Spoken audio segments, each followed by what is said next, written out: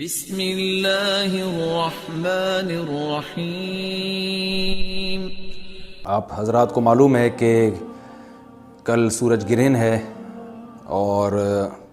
خبریں یہ آ رہی ہیں کہ 80% سورج کل گرہن ہوگا۔ اس بارے میں اسلامی حکام کیا ہیں، شریعت کیا کہتی ہے، اس کے لیے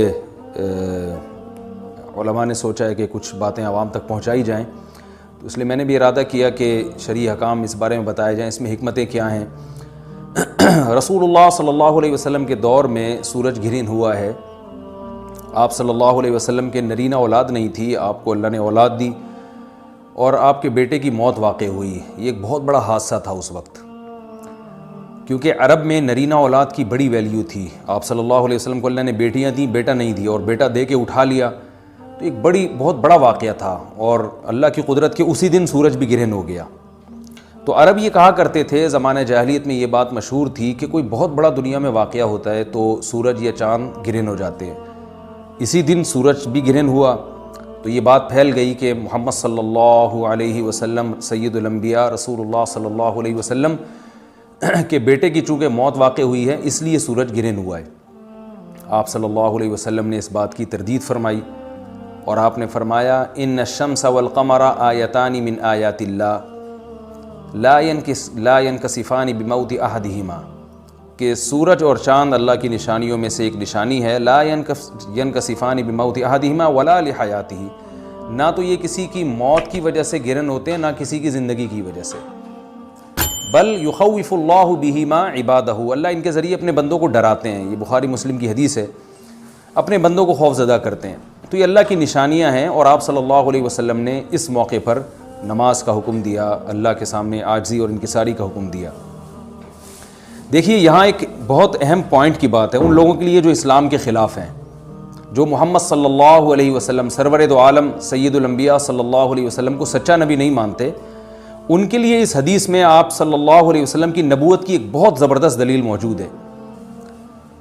ایک واقعہ ہوا ہے آپ صلی اللہ علیہ وسلم کے بیٹے کی موت کا، اور عرب یہ ویسے ہی کہا کرتے تھے کوئی بہت بڑا دن ہوگا تو سورج گرہن ہوگا۔ تو کوئی بھی شخص جو جھوٹا نبی ہو،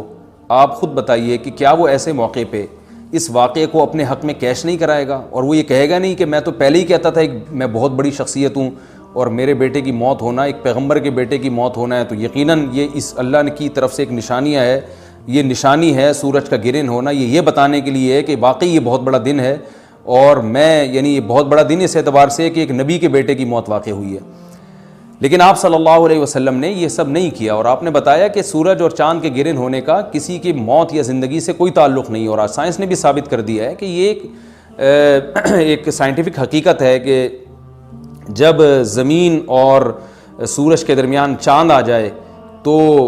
سورج گرہن ہو جاتا ہے، اور جب چاند اور سورج کے درمیان زمین آ جائے اور سورج کی روشنی چاند تک نہ پہنچ رہی ہو تو چاند گرہن ہو جاتا ہے۔ یہ ایک اس میں عبرت کی بات بھی ہے ان لوگوں کے لیے جو آپ صلی اللہ علیہ وسلم کی نبوت میں شک کرتے ہیں۔ البتہ آپ صلی اللہ علیہ وسلم نے اس موقع پر ہمیں حکم دیا کہ اللہ سے تضرع اور عاجزی اور انکساری کی جائے، اپنے گناہوں کی معافی مانگی جائے، اور نماز آپ صلی اللہ علیہ وسلم نے پڑھی۔ اس پہ بھی بعض لوگ اشکال کرتے ہیں کہ یہ جب ایک نیچرل پروسیس ہے تو اس میں اتنا گھبرانے کی، کیونکہ حدیث میں آتا ہے آپ صلی اللہ علیہ وسلم بہت گھبرائے، تو اس میں گھبرانے کی کیا بات ہے؟ تو یاد رکھیے ہر نیچرل پروسیس جو ایک عام معمول سے ہٹ کر ہو، اس میں انسان کے لیے ایک عبرت کی بات ہوتی ہے۔ ہم دیکھتے ہیں رسول اللہ صلی اللہ علیہ وسلم کے دور میں جب تیز ہوا چلتی تھی اور بارش سے پہلے ہوا چلا کرتی تھی تیز ہوائیں، تو آپ صلی اللہ علیہ وسلم گھبرا کے مسجد کی طرف دوڑتے، عاجزی انکساری کرتے، اللہ تعالیٰ سے یہ کہتے کہ اللہ تو نے تو مجھ سے وعدہ کیا ہے کہ جب تک میں ان کے درمیان موجود ہوں تو ان کو عذاب نہیں دے گا۔ تو یہ خوف کا غلبہ تھا آپ صلی اللہ علیہ وسلم پر۔ کیوں؟ وجہ اس کی یہ تھی کہ یہی حالات قوم عاد اور قوم سمود پر بھی آئے ہیں۔ قرآن میں آتا ہے نا، فَلَمَّا رَأَوْهُ عَارِضًا مُسْتَقْبِلَ أَوْدِيَتِهِمْ قَالُوا هَذَا عَارِضٌ مُمْطِرُنَا بَلْ هُوَ مَا اسْتَعْجَلْتُمْ بِهِ رِيحٌ فِيهَا عَذَابٌ أَلِيمٌ تُدَمِّرُ كُلَّ شَيْءٍ بِأَمْرِ رَبِّهَا فَأَصْبَحُوا لَا يُرَىٰ إِلَّا مَسَاكِنُهُمْ، کہ وہ بادلوں کو دیکھ کے کہنے لگے یہ تو ایک معمول کے مطابق بادل ہیں جو برسیں گے اور بارش ہوگی۔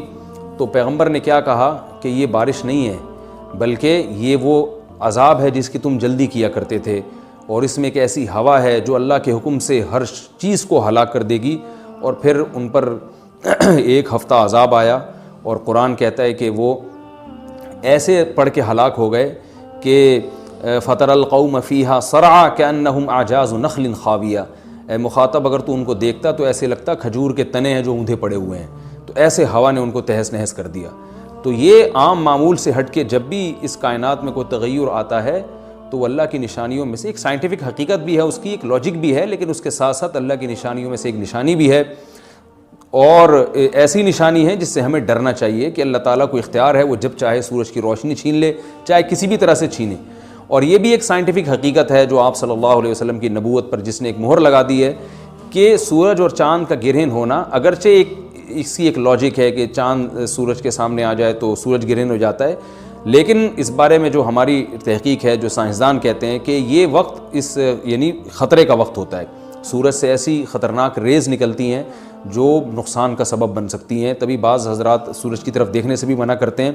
اور یعنی نظام میں تھوڑی ایک عام نارمل روٹین سے ہٹ کے اس کائنات کا نظام چلتا ہے، تو اس لیے یہ اس کائنات کے لیے، زمین کے لیے ڈینجرس ہو سکتا ہے، اور جو گریوٹی اور جو کشش کا نظام ہے اس میں بھی خلل واقع ہوتا ہے۔ تو ایسا نہیں ہے کہ یہ بالکل ایک نارمل کنڈیشن ہوتی ہے اور اس کا کوئی نقصان ہی نہیں ہے، یہ بالکل غلط ہے، اس میں نقصان کا بہرحال خطرہ ہے، اور اس بات کا امکان موجود ہوتا ہے کہ قدرت انسانوں سے انتقام لے یا انسانوں کو نقصان پہنچائے۔ اور ویسے بھی جن کے دلوں میں اللہ کا خوف ہوتا ہے وہ تو ویسے ہی اللہ کے وَهُم مِّن خَشْيَتِهِ، قرآن مجید میں اللہ تعالیٰ کے ارشاد ہے کہ مشرکین بار بار یہ سوال پوچھتے تھے قیامت کب آئے گی کب آئے گی، اللہ فرماتے ہیں لیکن جو مومنین ہیں ان کو اس سے غرض نہیں ہے کہ کب آئے گی، وَالَّذِينَ آمَنُوا مُشْفِقُونَ مِنْهَا، وہ تو قیامت سے گھبراتے ہیں کہ پتہ نہیں ابھی نہ آ جائے۔ تو جس کے دل میں اللہ کا خوف ہوتا ہے اس کے زندگی گزارنے کا طریقہ کچھ اور ہوتا ہے، وہ بات بات پہ اللہ سے ڈرتا ہے، اس کو اللہ سے ڈرنے کا بہانہ چاہیے، اس کو توبہ کا بہانہ چاہیے۔ تو اس بحث میں پڑھنا کہ یہ تو ایک لاجیکلی ایک سورج کی روشنی غائب ہو جائے گی، وہ ٹھیک ہے، یہ سائنسدانوں کا شعبہ ہے کہ کیوں غائب ہو رہی ہے، ماہرین فلکیات کا شعبہ ہے، لیکن اہل ایمان کا جو کام ہے اس موقع پر، ان کا جو وظیفہ ہے وہ یہ کہیں کہ اللہ کی نشانیوں میں سے ایک نشانی ہے، اللہ اپنی قدرت دنیا میں دکھاتا ہے کہ میں یہ بھی کر سکتا ہوں چاہے کسی بھی طریقے سے کروں، تو ہمیں اس موقع پر بہرحال اللہ کے سامنے جھکنا چاہیے، اپنے گناہوں سے معافی مانگنی چاہیے، اور وہی عمل کرنا چاہیے جو رسول اللہ صلی اللہ علیہ وسلم نے ہمیں بتایا ہے۔ اور اس بارے میں جو توہمات پھیلے ہوئے ہیں اس سے بھی ہمیں اجتناب کرنا چاہیے، جیسے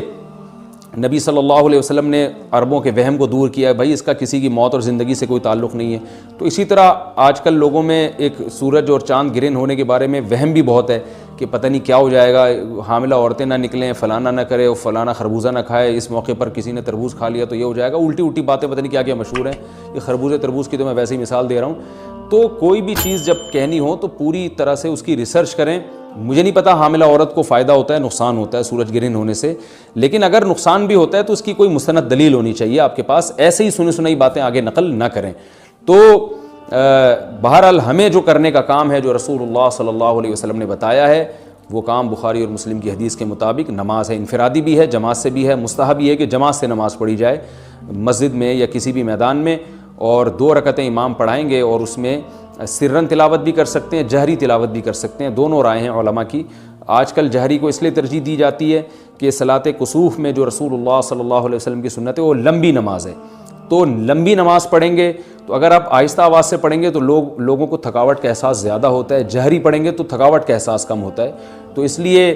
دونوں قولوں پہ فتویٰ دیا جاتا ہے، وہ ایک قول راجح ہے اور ایک میں آسانی ہے، تو آسانی اس قول میں ہے کہ جہری تلاوت کی جائے، اس میں لوگوں کو نماز میں کھڑا رہنا آسان ہوتا ہے، تو لمبی سے لمبی نماز پڑھی جائے، اس میں 2 رکعتیں پڑھی جائیں اور خوب طول دیا جائے اس کو، اور اتنا طول دینا کہ لوگوں کا خطرہ ہو کہ نماز ہی چھوڑ کے بھاگ جائیں گے، یہ بہرحال درست نہیں ہے، کیونکہ آپ صلی اللہ علیہ وسلم نے امام کو مقتدیوں کی رعایت کا حکم دیا ہے۔ اور کوئی جماعت سے نماز میں شریک نہیں ہو سکتا تو گھر میں نماز پڑھیں، انفرادی نماز پڑھیں، نماز نہیں پڑھ سکتے تو توبہ استغفار کریں۔ بہرحال یہ وقت جو ہے توبہ استغفار کا ہے، اپنے گناہوں سے معافی مانگنے کا ہے۔